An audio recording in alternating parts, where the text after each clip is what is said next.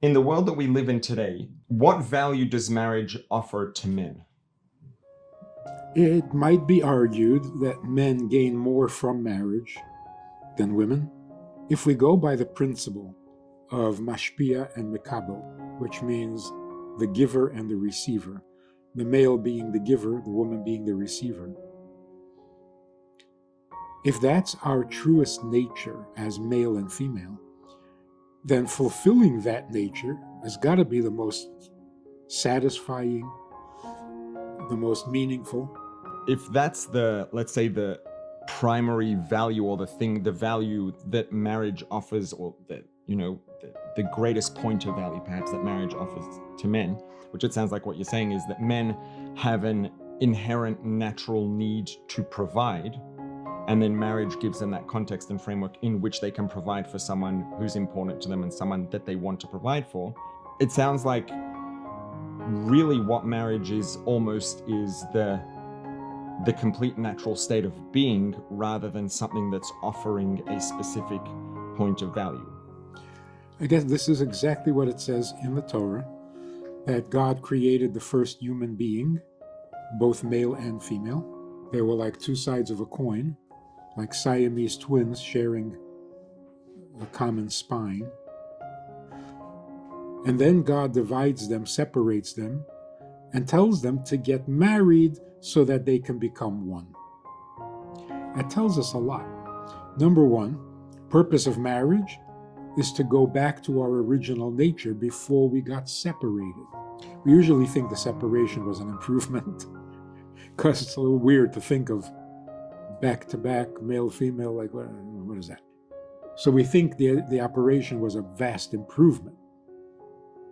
And in some way it was, but it's not the natural state. The natural state is that a human being should be male and female. The reason God separated us is so that the oneness can be a matter of choice, by volition, and most romantically, that it can be face-to-face. The original oneness was back-to-back, inseparable, but not very romantic. No. Now that we're separated, when we come back together, which makes us a complete unit, it's face-to-face, it's intimate. We get to see each other, which means to get to know each other, which means to get intimate. So yes, that's going back to our truest nature. The thing is, in order to become one, male and female both have to dissolve into the relationship. But men dissolve differently than women, women differently than men.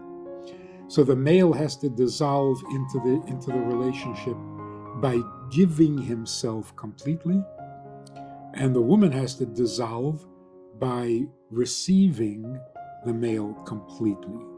So if there were two givers, there'd be nothing but conflict.